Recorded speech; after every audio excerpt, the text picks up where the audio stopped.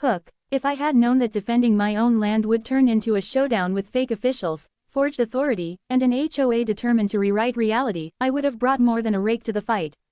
The morning had barely shaken off the darkness when I spotted a white utility truck idling at the edge of my property. I stopped mid-step. That patch of earth was mine, earned through sweat, money, and stubborn dreams. The small lake behind my house had been a swamp of muck and debris when I bought it a year ago. I had spent months restoring it, dredging the bottom, planting wildflowers along the banks, and reinforcing the warped dock so it no longer threatened to collapse with every step. Now a woman in a spotless blazer, clutching a clipboard like a weapon of choice, strode toward me with the confidence of someone who believed she owned the world. "You can't make changes here," she snapped. "This lake is under WA authority." I blinked, fingers tightening around the rake I'd been using. "I'm sorry, what?" I replied, keeping my tone controlled. She thrust a crumpled notice at me, one of those generic threats meant to intimidate people who don't know their rights. It accused me of violating community guidelines, even though the lake sat well outside any WA boundaries. "This is private land," I said evenly. Her laugh was sharp and dismissive. "Private? You think a deed means anything here?" Her eyes scanned my property like she was cataloging things she believed she already owned. Then, without hesitation, she lifted her phone and started dialing. Great. That was never a good sign. I took a steady breath. I'd expected challenges eventually, but I didn't think she'd escalate the very first time she stepped foot near my lake. "She's calling backup," I muttered under my breath. That familiar tension, the kind that appears when someone flashes fake authority, settled onto my shoulders. I stepped forward slowly. "I didn't serve this country just to be told I can't restore a lake that's legally mine," I said. My own voice surprised me with how steady it was. She began waving her arms dramatically, shouting about illegal modifications and unauthorized structures. But the moment I said, "By the way, I own the water rights too," something in her expression cracked. Her call ended abruptly, and she froze as if her system had glitched. But I knew she wasn't done. Behind me, the lake glimmered in the rising sun, quiet and peaceful, but to me, it felt like a battleground waiting for the next push. I tightened my hold on the rake. "Let's see how far your WA rules reach," I whispered. She looked around again, her composure slipping. "You have 24 hours to remove every change you've made," she declared.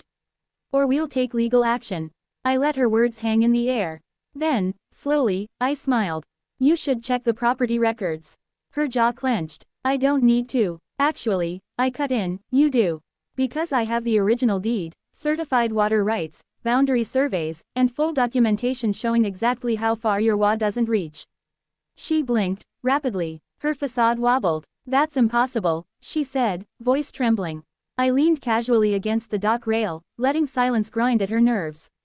"It's very possible, and if you send anyone to trespass here, my cameras will catch everything." Her phone buzzed again. She glanced at it, her confidence unraveling by the second. She answered, whispering urgently. I caught only fragments. "Documents, yes, I didn't know," before she hung up, visibly rattled. "You can't prove anything," she hissed, though her own voice betrayed her. I walked along the water's edge, keeping my movements deliberate. "I can. I have footage of the lake before I bought it. Witnesses. Records of every improvement. I don't let people bully me off what I've worked for." Her hand shook as she tightened her grip on the clipboard, clutching it like a shield.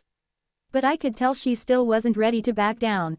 Pride and paranoia made dangerous allies. Then I noticed something peeking from her purse, a security badge. Except the design was sloppy.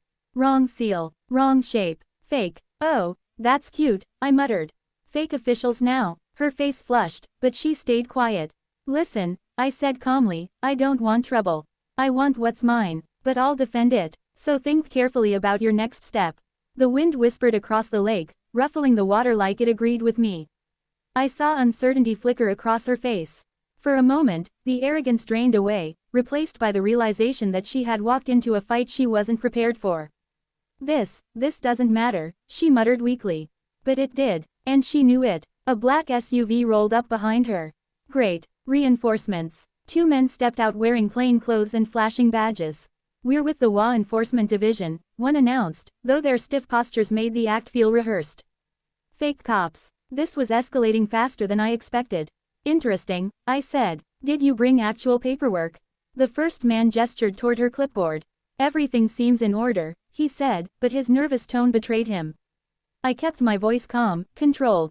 Gentlemen, if you're here to enforce non-existent regulations, you're trespassing. And everything you're doing is recorded. I pointed toward the house where cameras perched in plain sight. Her smirk vanished completely. She whispered something frantic to the men.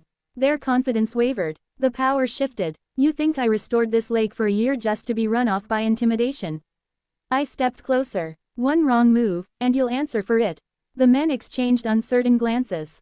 Then one finally murmured, "Ma'am, maybe we should leave." Her face drained of color. I opened the folder I'd prepared for moments exactly like this and held up the deed. This land, every inch of it, is mine. Any attempt to claim otherwise will go straight to the courts. The lake shimmered behind me, almost supporting my stance. She opened her mouth to argue, but nothing came out. Neighbors had gathered at their fences, some filming, some shaking their heads.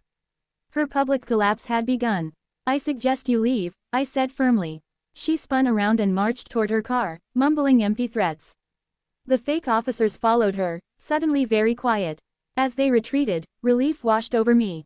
My wife stepped onto the porch, giving me a steady smile. She'd been ready if things got worse. I walked back to the dock and looked over the water I'd reclaimed with my own hands.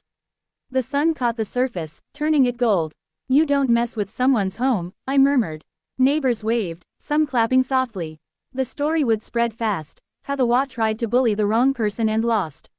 My land, my lake, my life, protected, untouchable. The wind skimmed the water like a quiet reminder. Some battles aren't just won, they're remembered.